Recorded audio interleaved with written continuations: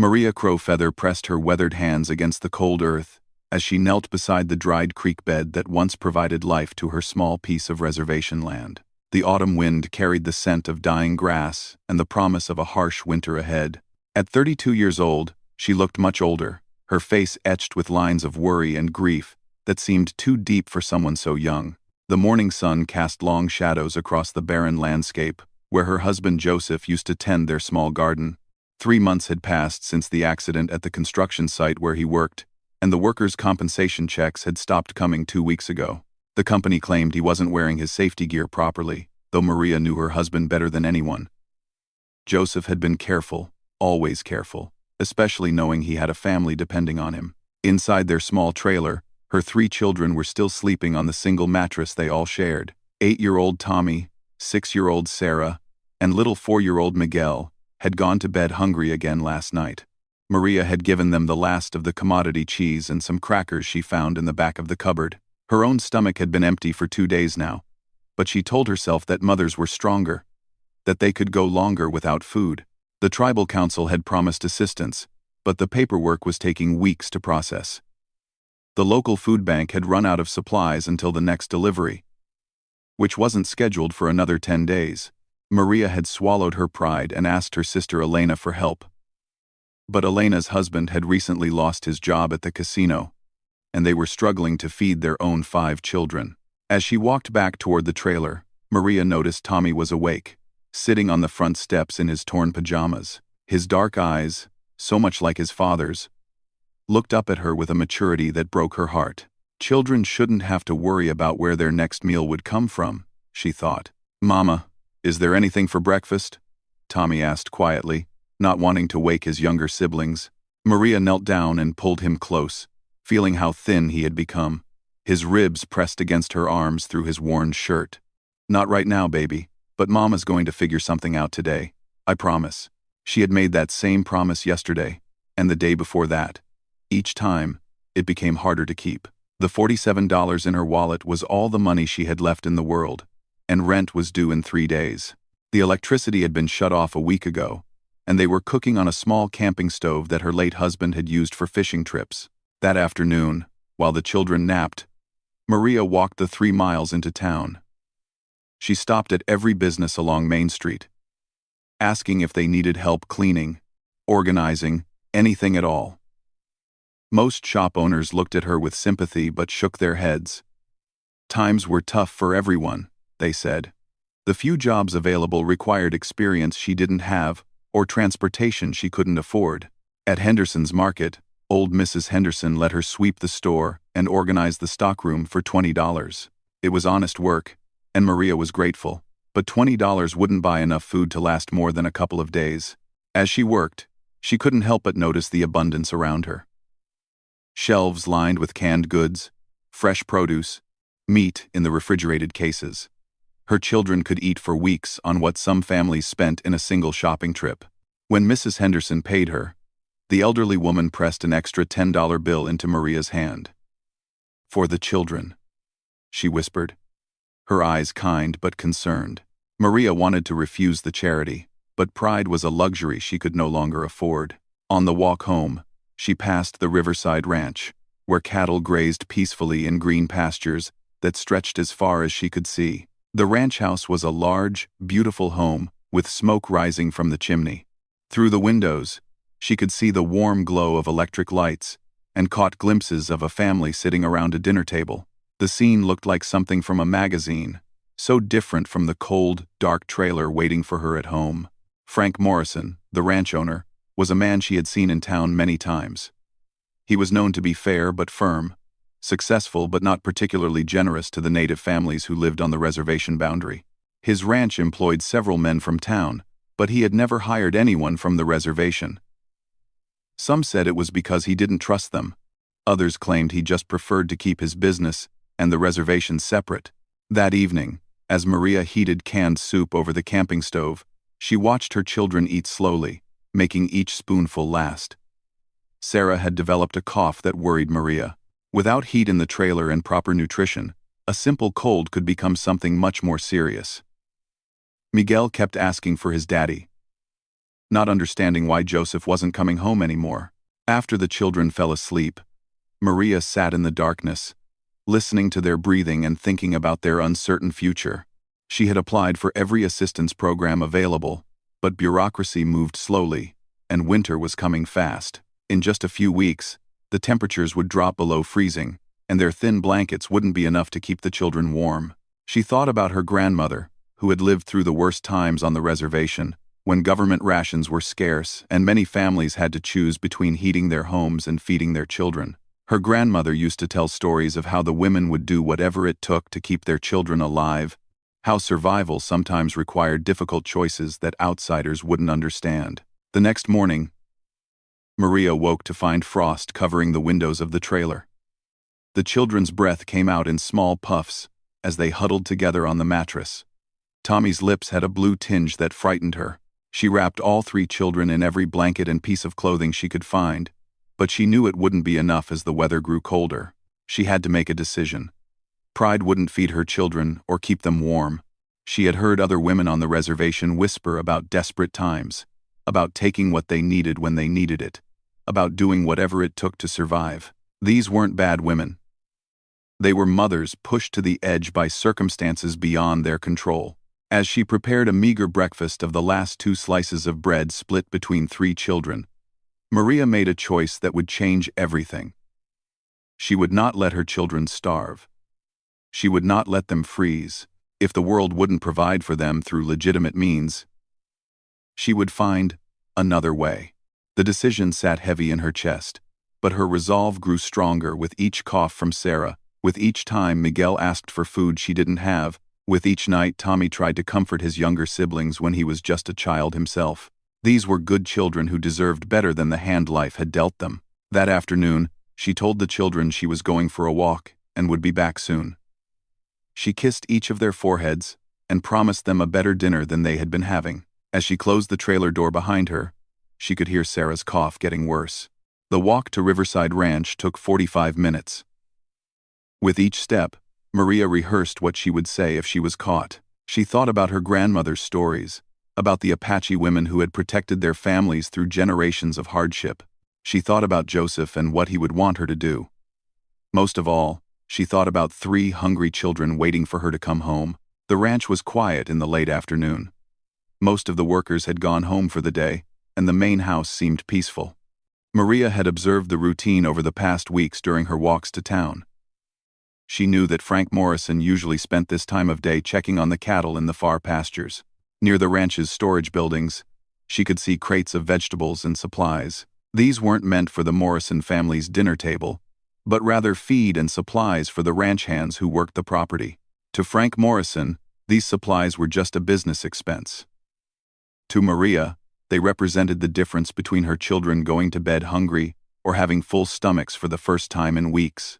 Her heart pounded as she approached the storage area. Every instinct told her to turn around and walk away, to find some other solution. But what other solution was there? She had exhausted every legitimate option, and her children were suffering while she clung to pride that wouldn't put food on the table. The late afternoon sun cast long shadows across the ranch property as Maria stood at the edge of the storage area, knowing that her next actions would either save her family or destroy what was left of her reputation in the community. Either way, she couldn't continue watching her children waste away while she maintained her dignity. Maria moved quietly toward the storage shed, her moccasins making almost no sound on the packed dirt. The wooden building was older than the main ranch house, weathered gray by years of desert sun and winter winds. Through the gaps in the boards, she could see stacks of grain sacks, crates of canned goods, and bundles of vegetables that had been harvested from the ranch's garden. Her hands trembled as she lifted the wooden latch on the shed door. The hinges creaked softly, and she froze, listening for any sound that might indicate someone was nearby. Only the distant lowing of cattle and the whisper of wind through the cottonwood trees broke the silence. Inside the shed, the abundance overwhelmed her. Sacks of potatoes, onions, and winter squash lined one wall. Shelves held dozens of canned tomatoes, beans, and preserved meat. There was enough food here to feed her children for months, yet it was just a small portion of the ranch's supplies. Frank Morrison would probably never notice if a few items went missing. Maria reached for a small bag and began carefully selecting items. A few potatoes, some canned beans, a small bag of flour. Nothing that would be immediately obvious. Nothing that would cause alarm. She told herself she was borrowing, that somehow she would find a way to pay it back when her situation improved. As she placed the last can in her bag, a shadow fell across the doorway.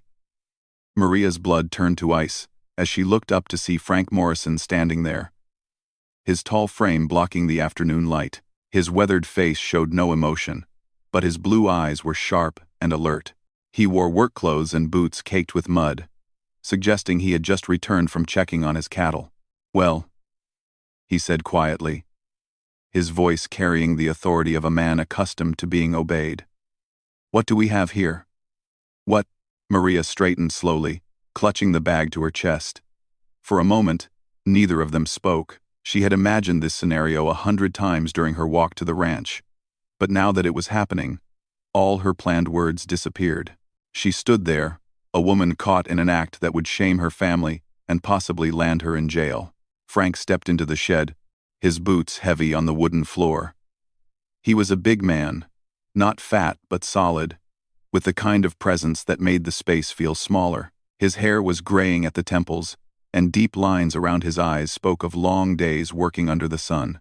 He had built this ranch from nothing after returning from military service, and everyone in the county knew he didn't tolerate theft. "You want to tell me what you're doing in my storage shed?" His voice remained calm, which somehow made the situation more terrifying than if he had been shouting. Maria's mouth felt dry as dust. She could feel her face burning with shame, but when she thought of Tommy's sunken cheeks and Sarah's worsening cough, she found her voice. "My children," she whispered, then cleared her throat and spoke louder. "My children are hungry." Frank's expression didn't change.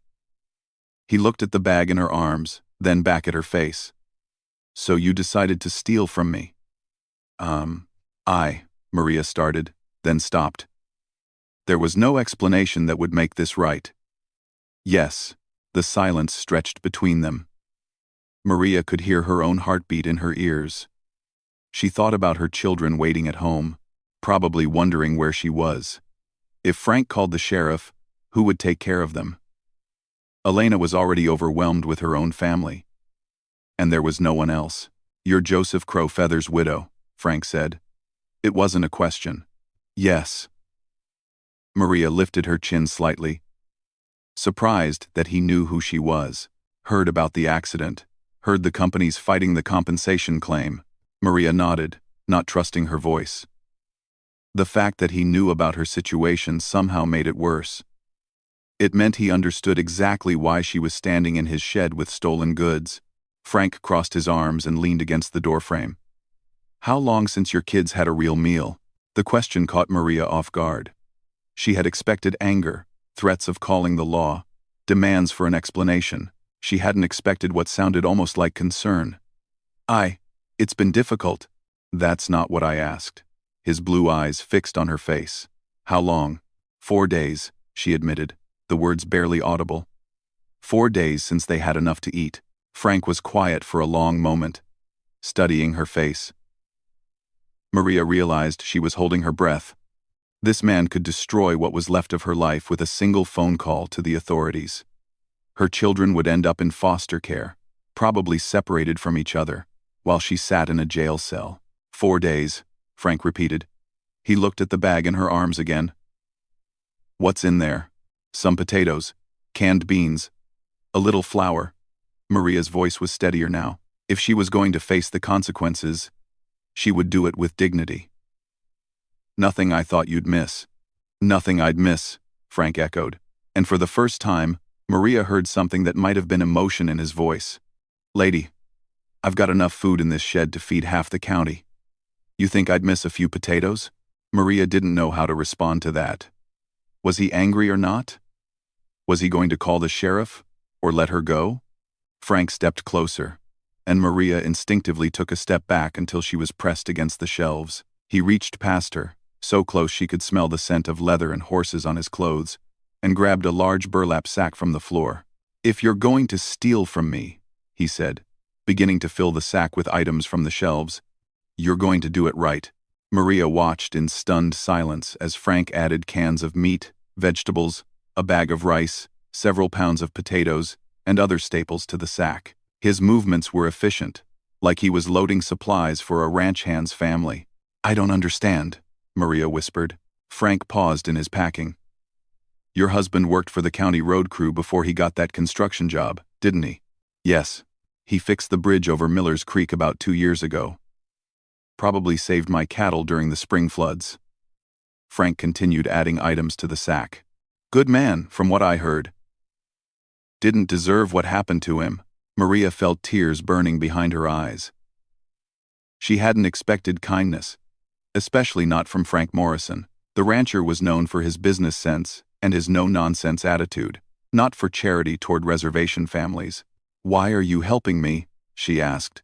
Frank tied the top of the sack and set it down between them. It was heavy enough to feed her family for weeks. "Because 30 years ago, I was a 10-year-old kid watching my mother dig through garbage cans behind the grocery store in town. My father died in Vietnam, and we lost our farm. I know what it's like to be hungry." The revelation hit Maria like a physical blow. She had assumed Frank Morrison was born to privilege, that he had never known want or desperation.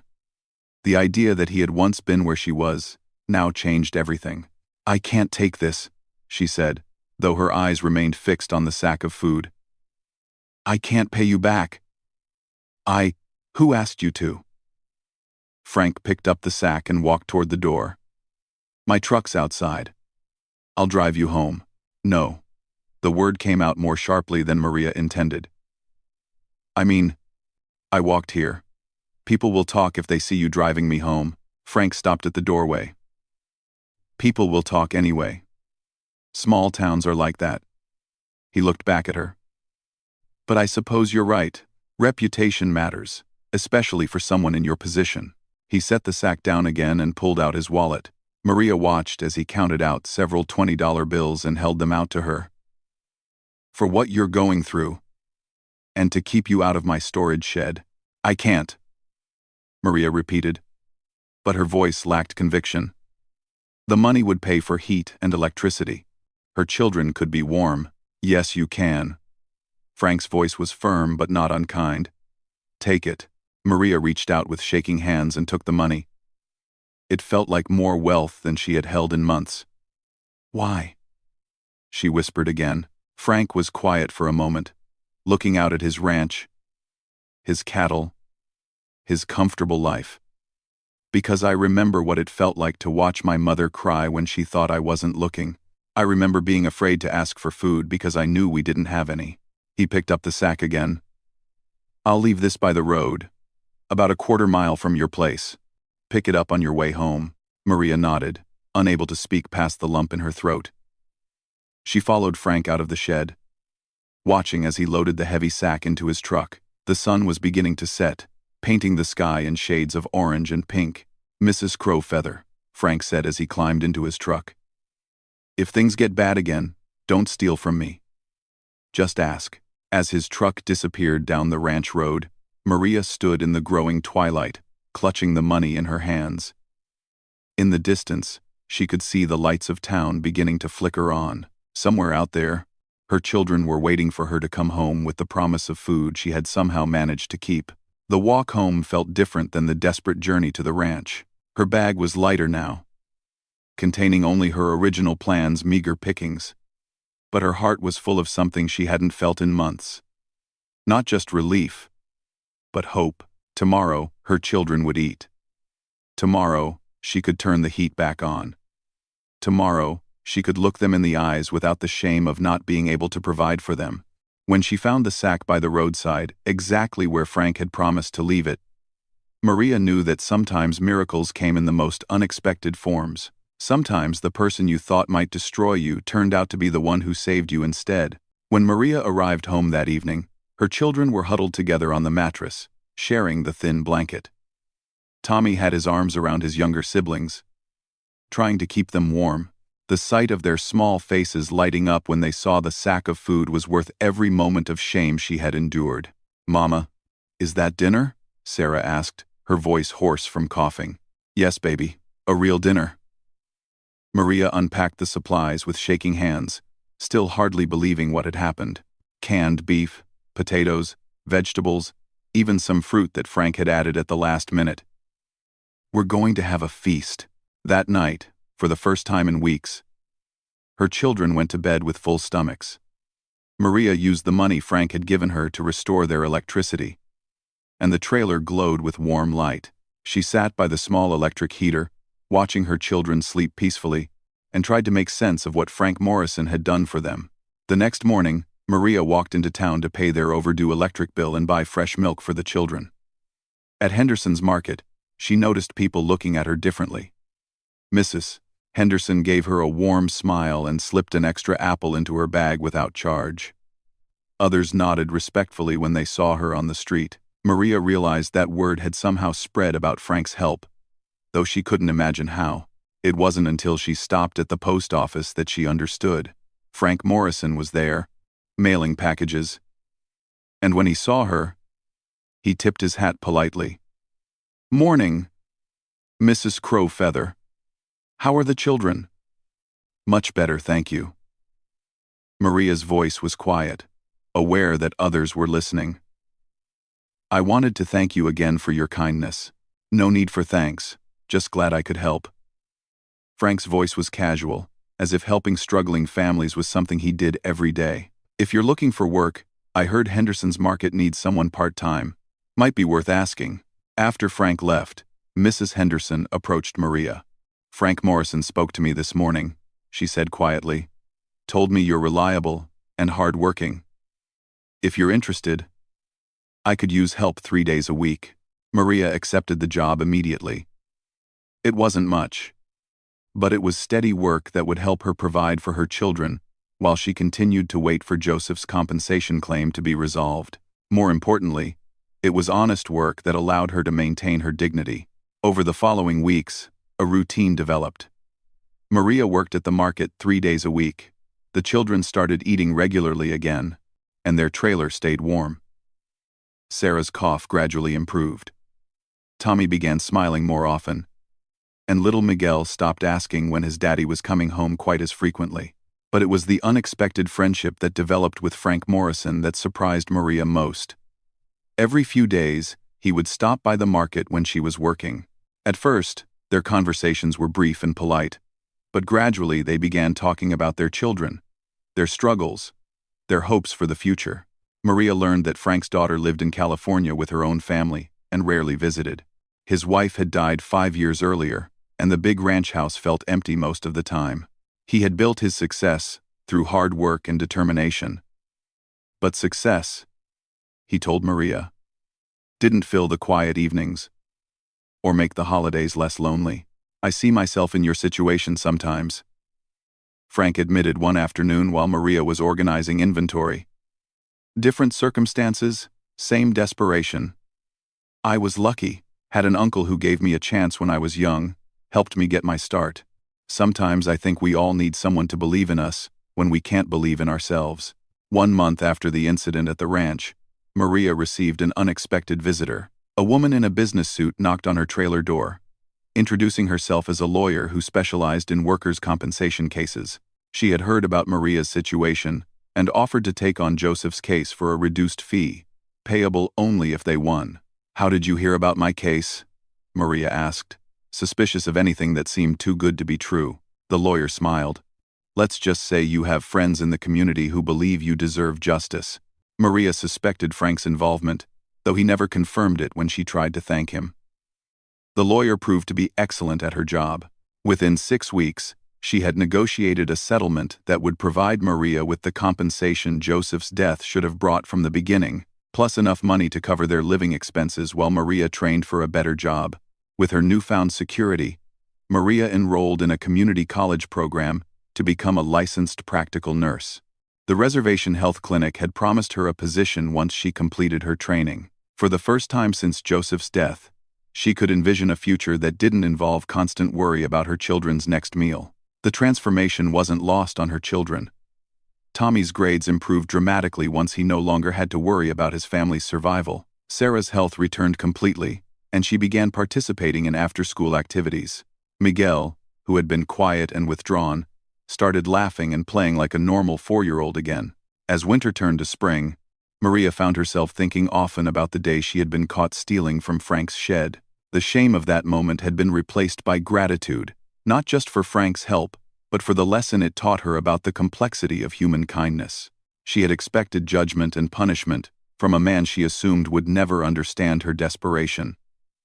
Instead, she found compassion from someone who understood exactly what she was going through. On a warm Saturday morning in April, Maria decided to visit the ranch. She brought fresh-baked bread, a small gesture of thanks for everything Frank had done. She also brought something else. Something she had been working on for weeks. Frank was repairing a fence when she arrived, his shirt sleeves rolled up, sweat beading on his forehead despite the cool morning air. He looked surprised to see her but pleased. "Mrs. Crowfeather, this is unexpected. I wanted to bring you something." Maria handed him the bread and then pulled out a small wooden carving. It was a horse, carved from a piece of cedar wood, detailed and beautiful. "My grandfather taught me to carve when I was young. I haven't done it in years, but I wanted to make something for you." Frank examined the carving carefully, running his fingers over the smooth wood. "This is beautiful work. You made this?" "My grandfather always said that when someone saves your life, you owe them something that took time and thought to create. Money and words aren't enough." Frank looked up from the carving to meet her eyes. "You didn't owe me anything. Maybe not legally," Maria said. "But I owed you something as a human being. You saved my children that day. Not just from hunger, but from watching their mother lose her dignity completely." They stood in comfortable silence for a moment, watching Frank's cattle graze peacefully in the pasture. The spring grass was green and abundant, and the animals looked content and well-fed. "I have news," Maria said finally. "I got accepted into the nursing program at the community college. I start in the fall. That's wonderful news. Your kids must be proud." "They are. And I wanted you to know that when I'm working as a nurse, when I'm able to help other families going through difficult times, I'll remember this day. I'll remember that sometimes the person you think might hurt you is actually the one who saves you." Frank nodded slowly. "Sometimes we all need saving in different ways. You gave me something too that day, you know." "What?" "A reason to use what I have for something meaningful. I'd been successful for years, but I'd forgotten why success mattered. You reminded me that it's not about accumulating things for yourself. It's about being able to help when help is needed." As Maria prepared to leave, Frank called after her. "Mrs. Crowfeather, next time you need help, don't wait until you're desperate enough to steal. Come, ask first." Maria laughed, the sound carrying across the ranch like music. "I promise. No more midnight raids on your storage shed." Driving home in the used car she had been able to purchase with part of her settlement money, Maria reflected on how much had changed since that terrible afternoon when she had stood in Frank's shed with stolen goods in her hands. Her children were healthy and happy. She had steady work and a promising future. Most unexpectedly, she had gained a friendship with someone she never would have imagined talking to 6 months ago. That evening, as she helped Tommy with his homework while Sarah played with dolls and Miguel colored in his coloring book, Maria felt something she had almost forgotten existed. Contentment. Not the desperate happiness that came from temporarily solving a crisis, but the deep, quiet satisfaction of knowing that tomorrow would be better than today, and the day after that better still. When the children were asleep, Maria stepped outside her trailer and looked up at the stars. The night air was warm and soft, filled with the promise of summer. Somewhere across the valley, lights glowed in the windows of the Riverside Ranch. She thought about Frank, probably sitting in his big house, maybe looking at the wooden horse she had carved for him. Two people from completely different worlds had found common ground in the most unlikely circumstances.